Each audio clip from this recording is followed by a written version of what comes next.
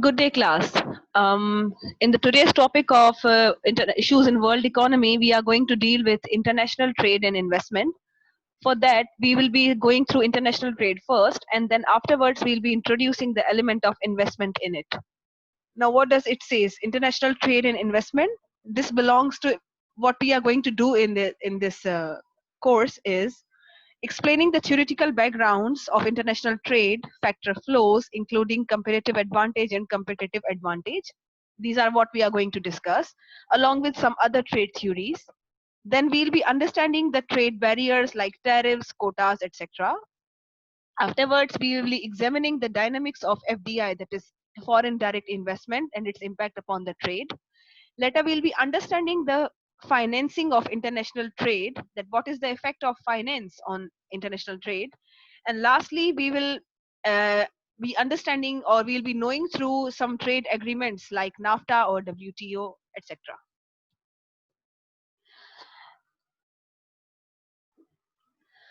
To begin with the theories of trade, we have absolute advantage that is presented by Adam Smith. So the trade between two nations is based upon the arbitrage advantage. Yani basically, absolute advantage means advantage in full. That is, when one nation is more efficient than other in the production of one commodity, but is less efficient than the other nation in producing a second commodity. इसका मतलब क्या है कि एक nation है जो एक चीज बहुत अच्छे से प्रोड्यूस कर सकती है, यानी उसके अगर सारे रिसोर्सेज को हम एलोकेट करें सिर्फ एक ही चीज बनाने में, लेट से हम राइस और वीट का एग्जांपल देते हैं, तो अगर नेशन वन अपने सारे रिसोर्सेज गिव अप करके और राइस प्रोड्यूस करती है, तो it is going to be an absolute advantage in producing rice. तो उसको वो जरूर बाकी सब सेक्रीफाइस करके और राइस प्रोड्यूस करने चाहिए. वी कैन और फिर जो अदर नेशन है that has the absolute advantage in producing wheat should go on and use all of its resources in production of wheat. यानी इन दोनों को अब एडवांटेज है, एब्सोल्यूट एडवांटेज है इन नेशन वन को राइस पे और नेशन टू को वीट पे. अब क्योंकि these are both things are required, तो हम क्या करेंगे? Trade, international trade. Now what does the theory says कि both nations can gain from each other's in the production of the commodity of absolute advantage and exchange part of its output to the other nation. यहाँ पे exchange part of its output to the other nation. यानी अब nation one ने अगर rice बनाए तो rice के output में से थोड़ा सा आउटपुट जो है वो एक्सपोर्ट कर दे, नेशन टू को एक्सचेंज कर ले और उस एक्सचेंज के अगेंस्ट उससे वीट इंपोर्ट कर ले. तो इस तरह से both the nations will be gaining from trade of the commodity of their absolute advantage. Theory of comparative advantage. This was present in 19th century by David Ricardo. You must be knowing this famous personality of trade. What does it say? कि this is a far better, क्योंकि कोई भी nation सब कुछ छोड़ के एक ही चीज प्रोड्यूस करना, ये एक प्रैक्टिकल इम्प्लीकेशन नहीं है कि you are not producing nothing but single product. तो रियल वर्ल्ड में आप कुछ हद तक डिफरेंट प्रोडक्ट्स भी प्रोड्यूस करते हो, लेकिन अब आपको कौन सी थिंग्स प्रोड्यूस करनी चाहिए. तो we take up the example of the past slide जिसमें हमने राइस यानी चावल और वीट गंदम का एग्जांपल दिया था. तो comparative advantage economic theory attribute the cause of benefits of international trade to difference in the relative opportunity cost. अब यानी हम पे यहाँ बात कर रहे हैं, we are talking about the opportunity cost. तो जिस चीज की opportunity cost आपको कम है, you have comparative advantage in producing that commodity, so go for that. Now here we look at an example of comparative advantage by Ricardo. Over here you can see that before a specialization, labor hours per unit. अब इन्होंने timber यानी लकड़ी और wheat का example लिया है. तो western Europe है और ईस्टर्न एरिया है. तो अब जो वेस्टर्न है उसका टिम्बर के आवर्स लग रहे थे 25 और वीट पे लग रहे थे 40, यानी total 65 hours they were using in production side. Eastern side का 30 था टिम्बर पे और 25 था वीट पे, और इसका मतलब ये लोग 55 बना रहे थे. तो इन टोटल 120 आवर्स लग रहे थे कितने 2 और 2 यानी 4 यूनिट्स बनाने में. अच्छा जी, नाउ वी स्पेशलाइज्ड. अब हम कर रहे हैं practice of theory of comparative advantage. तो उससे हुआ ये कि नेशन वन जो थी उसने सिर्फ टिम्बर बनाया और वीट को सेक्रीफाइस कर दिया, यानी वीट के 0 प्रोडक्ट्स उसने बनाए और 50 के 50 आवर्स ही यानी डबल टाइम उसने लगा दिया अपने टिम्बर की प्रोडक्शन में। देन ईस्टर्न साइड ने क्या किया, टिम्बर को गिव अप करके डबल टाइम लगाया वीट पे और 50 प्रोडक्शन की। तो इनकी टोटल जो आवर्स लगे वो 50 प्लस 50 हो गए, 100 आवर्स लगे। Now coming to the saving side, you can see कि हमने जो है वो वेस्टर्न साइड ने 15 आवर्स की सेविंग की और ईस्टर्न साइड ने 5 आवर्स, यानी टोटल 20 आवर्स हमारे बच गए। कि स्पेशलाइजेशन यानी कंपेरेटिव एडवांटेज थ्योरी को व्हेन वी यूज्ड, तो हमने 20 आवर्स ऑफ लेबर स्पेयर किए, सेव किए by using the comparative advantage theory. अच्छा, इसके कॉन्सिक्वेंसेस क्या हैं कि इससे हमारा जो लोकल प्रोडक्शन सिस्टम होता है वो स्पीड अप हो जाता है, it enhances specialisation, lower total productivity, यानी इसमें है कि हम टोटल प्रोडक्टिविटी स्पेशलाइज कर लेते हैं। Then and large markets allow exploitation of scale economies, the division of labor is governed by the size of the market। इस पे एडम स्मिथ ने कहा कि जितनी हमारी पास डिवीजन होगी वो साइज ऑफ द मार्केट के हिसाब से ही डिसाइड होता है। तो these were some of the consequences of theory of comparative advantage.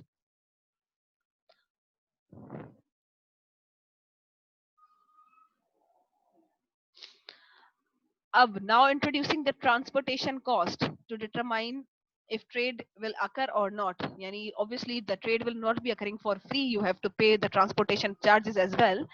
So before specialization, when the things were normal, तो वेस्टर्न साइड का टिम्बर पे 25 था आवर्स पर यूनिट और वीट का 40 था, दैट्स द सेम। 30 था ईस्टर्न साइड का और 25 that is 55, 120 total hours for production of 2 and 2 units, that is 4, this thing is same। now after specialization, transportation cost जो है वो वेस्टर्न की हो गई 55 और टिम्बर की, और उन्होंने वीट कर दिया 0, एंड देन ईस्टर्न साइड ने टिम्बर को 0 करके और 53 कर दिया वीट को। तो now you see 55 and plus 53 that is 108। तो अब कितने आवर्स की सेविंग हुई, that is 10 side from the western and 2 hours from the eastern, यानी टोटल 12 घंटे आपके सेव हुए ट्रांसपोर्टेशन कॉस्ट के भी।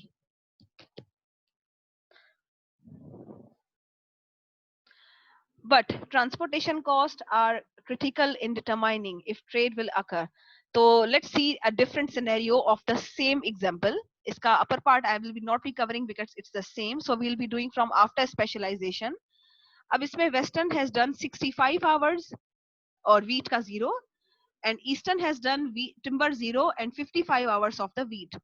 अब इस पे आप चेक करो तो टोटल 65 and 55 makes 120, यानी इसमें before specialization and after specialization things are the same।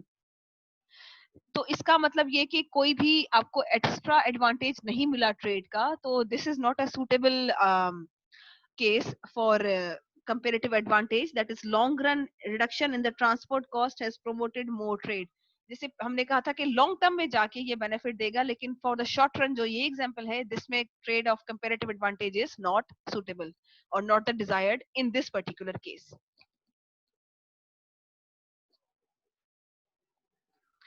Now let's begin with some another trade model, that is Hickscher-Ohlin trade theory। This is also called HO model of trade। A nation will export the commodity whose production requires the intensive use of the nation's relatively abundant and cheap factor, and import the commodity whose production requires the intensive use of nation's relatively scarce and expense factor। इसका मतलब ये कि यहाँ पे इसने बजाय product specialisation के HO model ने बात की है कि आपके पास फैक्टर इंडोमेंट कौन सी है, यानी whether your country is a labour intensive और अ कैपिटल इंटेंसिव। तो अगर तो अगर एक नेशन लेबर इंटेंसिव है, that means it has cheaper labour, तो that country should produce the goods that are labour intensive, और उसके अगेंस्ट उसको जो कैपिटल इंटेंसिव गुड्स है वो सेक्रीफाइस करने चाहिए। और जो नेशन टू है वो प्रोड्यूस करे कैपिटल इंटेंसिव गुड्स, जो क्योंकि उसके पास अगर कैपिटल चीप है, और वो फिर एक्सपोर्ट करे capital intensive against the labour intensive. We can say a labor abundant nation will export labor intensive products, whereas a capital abundant will export the capital intensive products। This is the simple summary।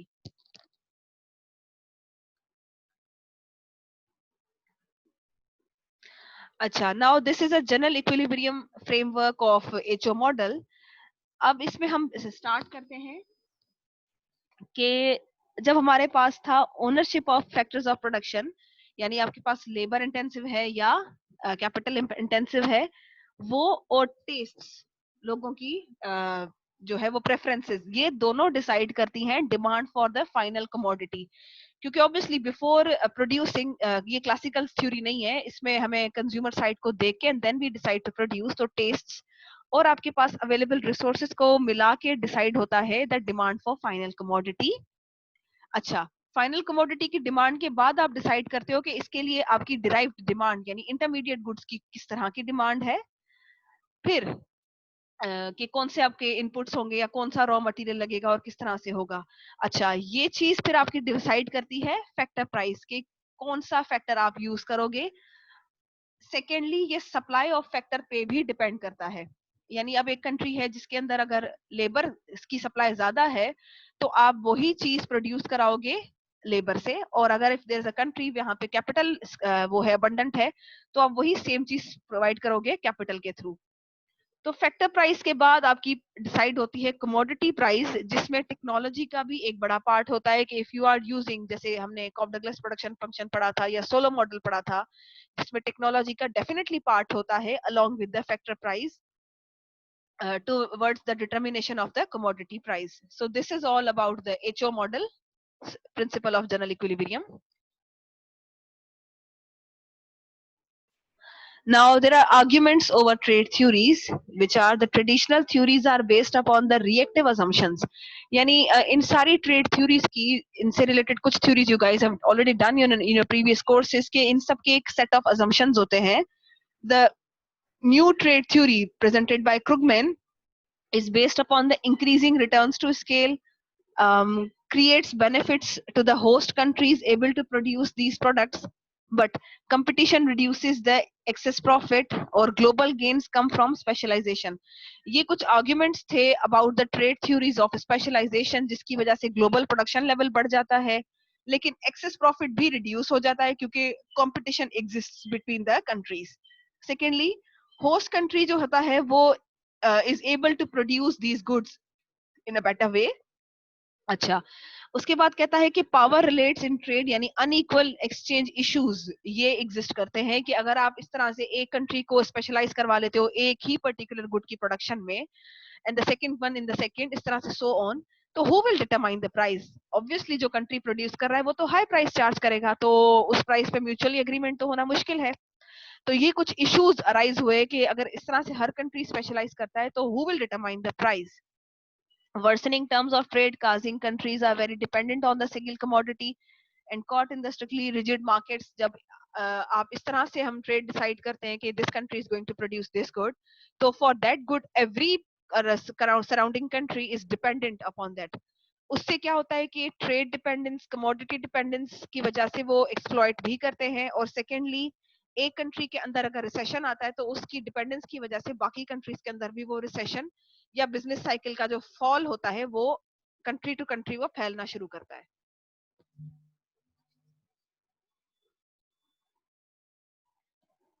अच्छा जी, now we have a business school का गुरु था जिसने enter Mike. Now the next part that we are going to cover is Porter's diamond. Porter is known as the guru of Harvard School. The Porter diamond क्या है? It is the theory of national advantage. It is a model that designed to help understand the comparative advantage that nations or group passes due to the certain factors available to them. यानी जो factors उनको available हैं उसके through वो कौन से advantages देते हैं अगली नेशंस को, and to explain how government can act as a catalyst, यानी हेल्प करता है इम्प्रूव करने में a country's position in a globally competitive economic environment. इसमें बेसिकली बात हम करेंगे जो स्टेक होल्डर्स हैं ऑफ द एनवायरनमेंट या सोशल स्टेक होल्डर्स हैं इन अ कंट्री, जो हेल्प करते हैं एक कंट्री के पास जो रिसोर्स है उसको फाइनल प्रोडक्ट में बनाने के लिए वो किस तरह से फैसिलिटेट करते हैं या किस तरह से उसको कैटलिस्ट यानी एक्टिवेट करते हैं उस प्रोसेस को. Now we can see that factor conditions यानी human physical capital knowledge based infrastructure. तो फैक्टर कंडीशंस में हमारे पास जो है वो फिजिकल कैपिटल के साथ we also have human capital और नॉलेज बेस्ड इंफ्रास्ट्रक्चर, यानी we have the kind of production system जिसमें इंफॉर्मेशन भी मैटर करती है। ये this is first factor. Then we have supporting industries, that is ये स्टेट की जिम्मेदारी है कि प्रोडक्शन के लिए जो सपोर्टिव इंडस्ट्रीज होती हैं, जैसे अगर हमारा गारमेंट इंडस्ट्री है तो उसके लिए सपोर्टिंग में जो डाइंग है या जो स्पिनिंग है, जिनिंग है, वो सारी सपोर्टिव इंडस्ट्रीज भी प्रोवाइड करे। देन द डिमांड कंडीशंस के what are the consumer preferences, ये भी डिटरमाइन होने चाहिए। And then the firms strategy, structure and competition, the importance of aggregation culture.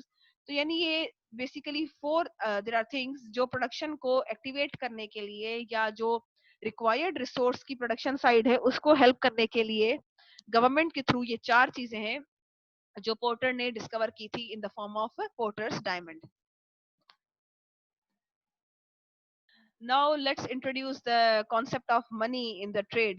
We have covered what is basically trade और कौन सी theories हैं जिस तरह से जिनके basis पे trade होता है।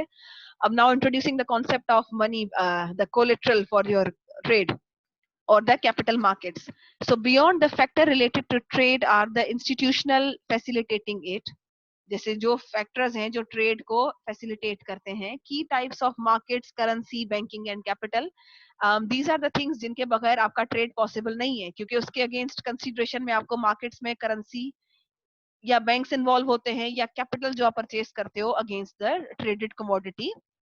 Public and corporate sector markets including direct investments markets etcetera, ये सारे गवर्नमेंट बेस्ड कॉर्पोरेट मार्केट्स होते हैं जिसमें डायरेक्ट इन्वेस्टमेंट भी होती है, जो एफडीआई का concept will be doing. Banks very important, क्योंकि ट्रांसपोर्टेशन जो होंगी ऑल ब्रीड, यानी हर तरह के बैंक्स जिसमें कमर्शियल बैंक्स भी हैं, इंडस्ट्रियल बैंक्स भी हैं, आपके सेंट्रल बैंक्स भी हैं जो डिसाइड करते हैं trade rules. And then recognised currency markets, ये कंट्री बेस्ड, जैसे पाकिस्तान के अंदर वेस्टर्न यूनियन है, इस तरह के ये रिकॉग्नाइज्ड कौन से मार्केट्स हैं जिनके थ्रू करेंसी एक्सचेंज होती है। यूरो मार्केट्स या ऑनशोर या ऑफशोर लोकेशंस जो है, ये यूरोप साइड की एक एग्जांपल है कि ये मार्केट्स रिकॉग्नाइज्ड हैं, इनके थ्रू आप ट्रस्ट वर्दी ट्रांजैक्शंस कर सकते हो। Now let's introduce the concept of finance in trade. तो हमारे पास demand is a fix side and then we have supply one, जिसमें सप्लाई इन्वॉल्व थी डेरिवेशंस की, और हमारा पी नॉट था प्राइस लेवल ऑफ इक्विलिब्रियम और क्यू नॉट था हमारा क्वांटिटी ऑफ इक्विलिब्रियम। उसके बाद हमने क्या किया, is the example in a huge surgeon demand and pesos including the tourism. अब इसमें हमने पेसोस यानी पैसों को इंक्लूड किया, और उसकी वजह से क्या हुआ, आपकी सप्लाई साइड जो है वो शिफ्ट हुई after derivation S1, sorry S2.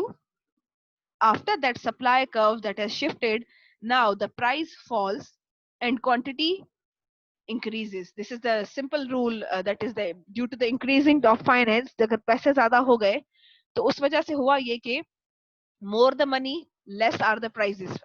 ये quantity theory of money का concept है यहाँ पे, कि जब मनी सप्लाई बढ़ जाती है तो आपका प्राइस लेवल उसी लेवल पे फॉल करता है क्योंकि क्वांटिटी डिमांड बढ़ जाती है। तो this was about the introduction of finance in the trade.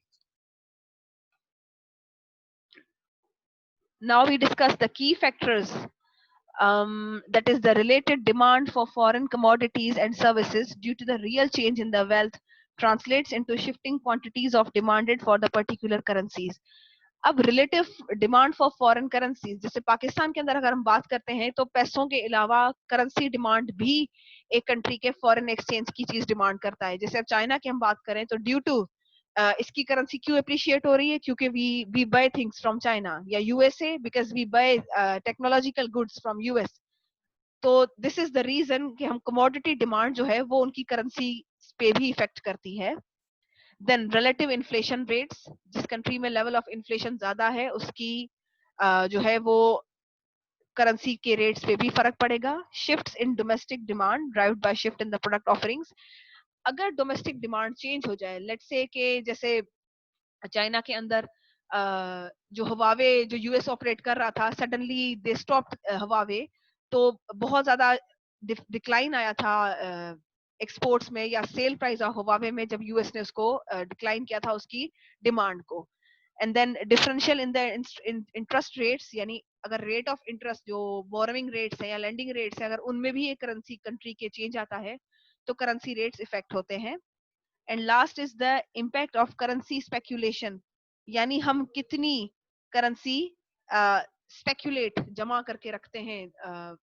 जैसे लोग नॉर्मली हमारे कंट्री के अंदर जैसे डॉलर्स परचेज करके रखते हैं, तो उससे भी उसकी डिमांड बढ़ जाती है, तो उसकी प्राइस लेवल भी शूट अप कर जाता है. Now, capital flows and FDI. That is the rise of FDI is basically driven by profit motive. आप किसी भी कंट्री के अंदर जब फॉरेन इन्वेस्टमेंट आती है तो क्यों आती है? इन्वेस्टमेंट का मोटिव ही होता है टू मेक प्रॉफिट. तो जाहिर है बाहर का भी कोई इट ही इज और she is investing in your country, it means the motive to earn profits. There are constraints such as uncertainties, yeah, how consumers will respond to the offerings by foreign firms. No doubt, like in a country of Pakistan, which is full of risk, yeah, constraints, yeah, uncertainties, ki you don't know, political instability hai, power hai, crisis hai, inflation hai. So these things also affect the role of FDI. And secondly, how the people will react agar zyada sari foreign firms aana shuru kar de country ke andar. The trend is clear: a long run rise in FDI fueled by gain cognimates as well as illustrated by, यानी जैसे जैसे हमारे पास long run में FDI ज्यादा आएगी तो हमारी supply chain जो होती है वो एक इंक्रीज आता है उसके अंदर.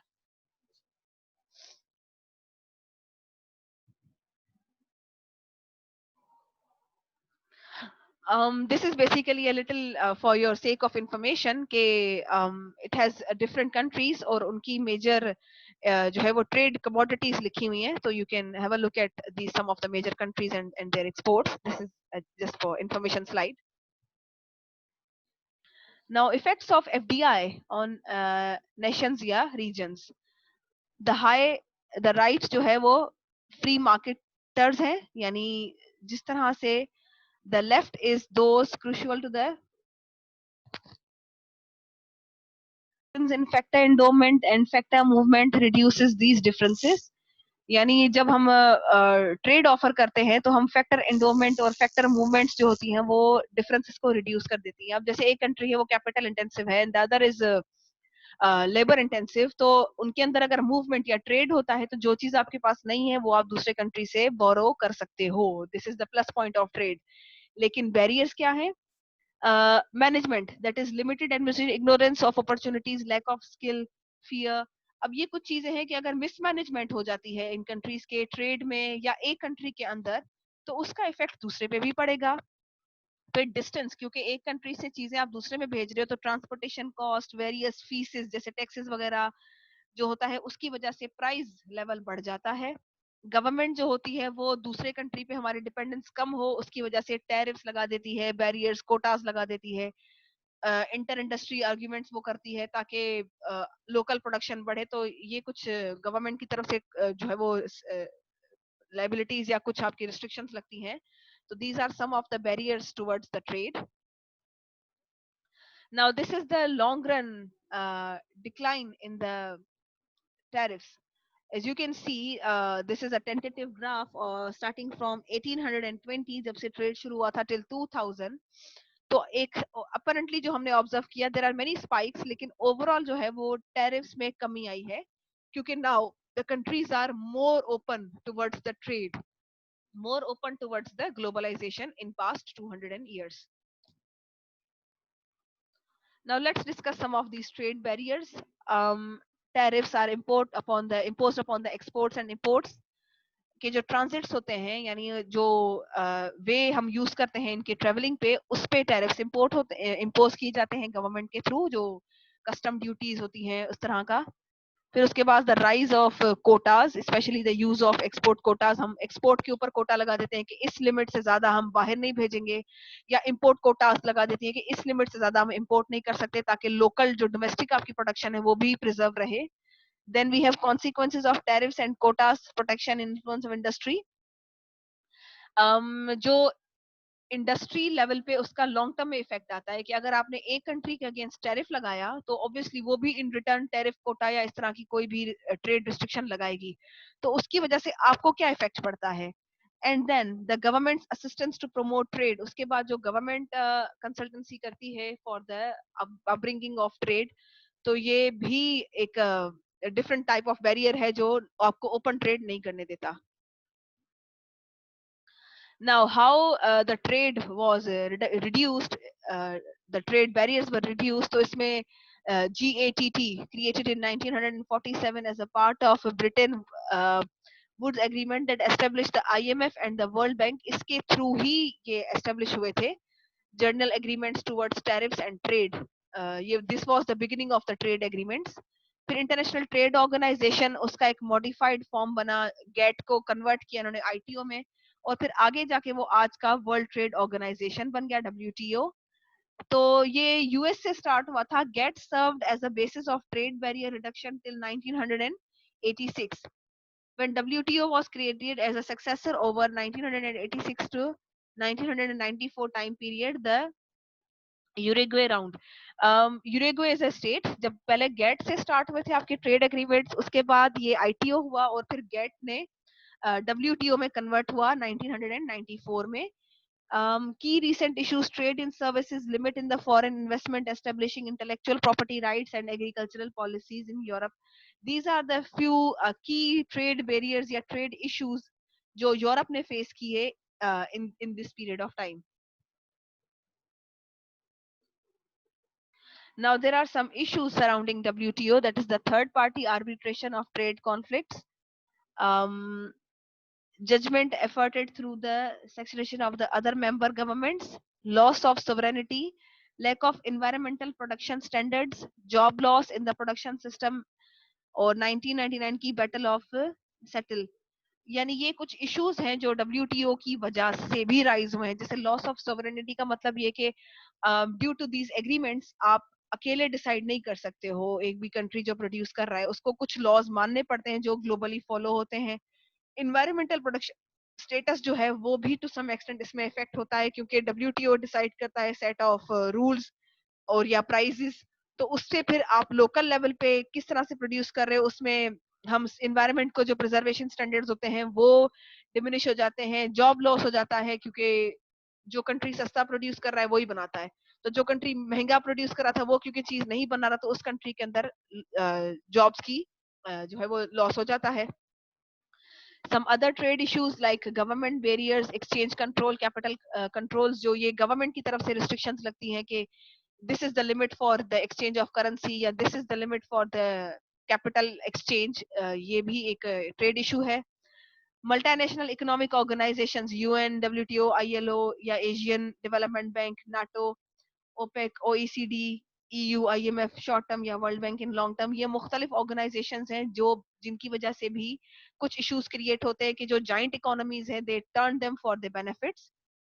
उसके बाद reaction against these non liberal institutions, क्योंकि ये इंस्टीट्यूशंस अगर नॉन लिबरली काम करते तो इनके अगेंस्ट फिर जो थर्ड वर्ल्ड कंट्रीज हैं उनके कुछ रिएक्शंस भी आते हैं. Now we will be discussing the NAFTA, that is North America. Now, lastly, एक और है NAFTA, that is North American free trade agreement. ये साइन हुआ था 1992 में. इसके जो मेंबर्स हैं वो यूएस है, कनाडा है और मेक्सिको है.